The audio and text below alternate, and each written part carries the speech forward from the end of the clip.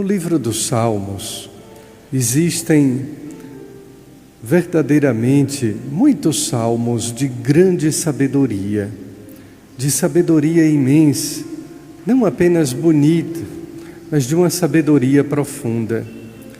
Lá existem reconhecimentos e indagações próprias de quem foi iluminado por Deus. Uma dessas indagações, o salmista se pergunta, ou pergunta a Deus: Senhor, o que é o homem para que dele cuidais tanto assim? E de fato, nos momentos mais sombrios da nossa existência, não existe a quem recorrer senão Deus. E é deste modo que o próprio salmista, no salmo de hoje, responde uma outra questão, dizendo que o Senhor, que Deus, é piedade e retidão, é ternura, é bondade, é compaixão. Quanto ao ser humano, não são necessárias indagações filosóficas para saber quanto contraditórios nós somos. E é por isso que o Evangelho não nos fala apenas de opinião, daquele primeiro filho que disse não, mas depois mudou de opinião e foi. O ser humano é sempre assim, contraditório. Um dia pensa uma coisa, no outro dia pensa outra, um dia faz assim, no outro dia faz de outro modo. Jesus termina o Evangelho falando sobre a pregação de João Batista e quem acreditou nesta pregação. Por isso que fé, crer, é diferente de opinar, de achar. Infelizmente, muitas pessoas que se dizem religiosas apenas acham quem é Deus, acham como seguir a Deus, e por isso tantas divisões religiosas. Mas crer é diferente. E por isso São Paulo, na segunda leitura, nos fala verdadeiramente quem é Jesus Cristo. Embora sendo de divina condição, não se apegou, não fez da sua condição divina uma usurpação.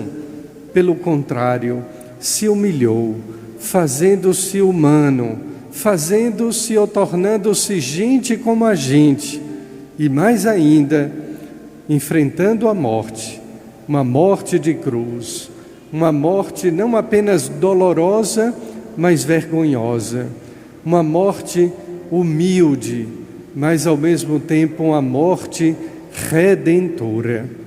É dessa maneira que nós entendemos quem é Deus e cremos neste Deus pela nossa fé, apesar das nossas contradições. Mas Jesus, contando esta parábola, nos faz lembrar algumas coisas muito importantes para a nossa vida. A primeira, nós temos um pai que possui não apenas 2 filhos. Os 2 filhos representam a toda a humanidade, a todos nós. Assim como chamou a um, chamou também o outro. Deus chama a todos, independentemente da nossa condição de pecado. Infelizmente, muitas vezes nós realçamos apenas a condição social da pessoa humana. Deus não está olhando o extrato social, Deus está olhando o ser humano, mas o ser humano que crê ou não crê, o ser humano que se converte e muda, ou o ser humano que insiste em viver afastado de Deus e longe da sua graça. É exatamente esse aspecto que Jesus quer realçar nesta parábola. Um pai que chama, um pai que misericordiosamente nos oferece a possibilidade não apenas de mudar de opinião, mudar de opinião é fácil. O que Deus espera de nós é que nós mudemos de vida, e mudar de vida é tão difícil. Por isso que a gente gosta de mudanças aparentes, de mudanças exteriores ou externas, porque esse tipo de mudança é relativamente fácil. Porém, mudar o seu modo de ser, o seu jeito de viver, é tão difícil, somente pela graça de Deus.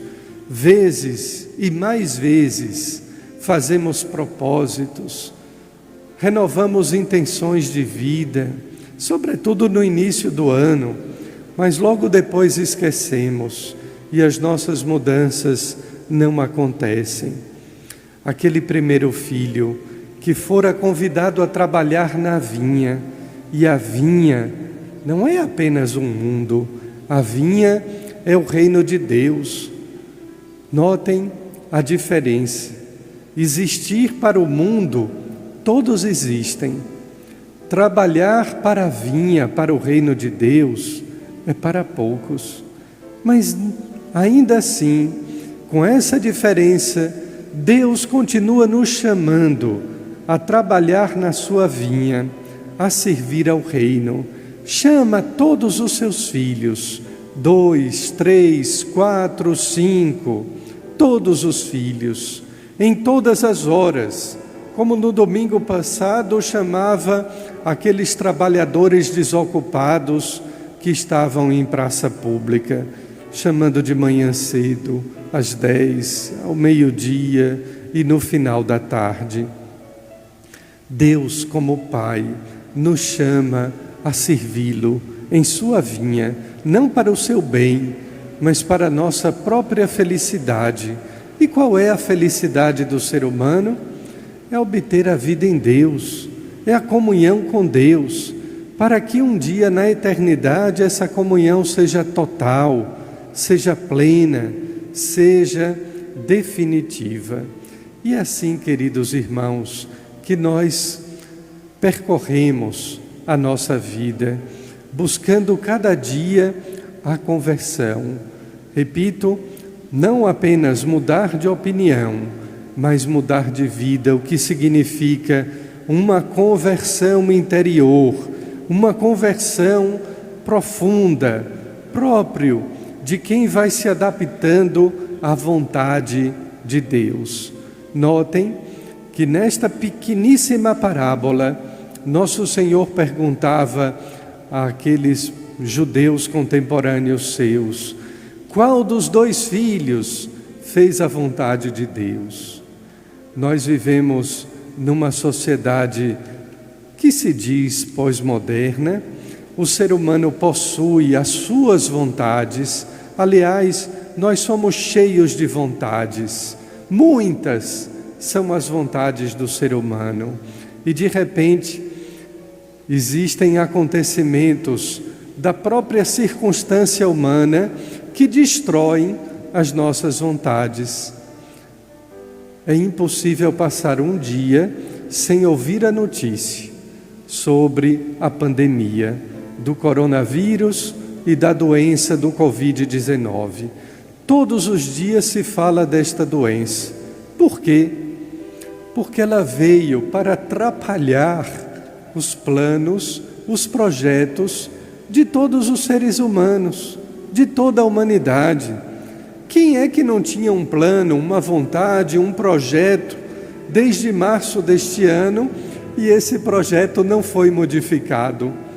Exatamente porque apareceu esta nova doença que foi capaz de destruir, de modificar todos os projetos humanos, todos os planos, sonhos e vontades que nós tínhamos para este ano.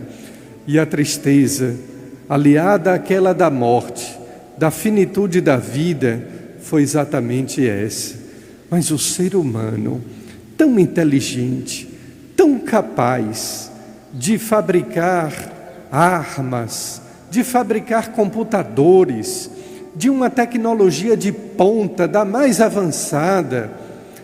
E este ser humano, com a sua ciência, não foi capaz de fazer uma vacina.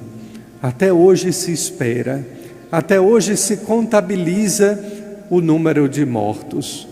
Mas tudo isso também nos faz aprender o grande ensinamento de Deus.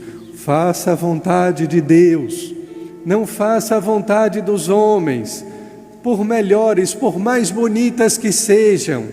A vontade de Deus, ela nos quer um bem maior, porque essa vontade do Pai não é somente capaz de nos oferecer a cura deste ou daquele mal, desta ou daquela doença. A vontade de Deus não é apenas para que tenhamos uma boa e eficaz vacina. A vontade de Deus é que todos vivam, e vivam eternamente, vivam para sempre, e vivendo definitivamente com Ele, viveremos eternamente felizes. Amém.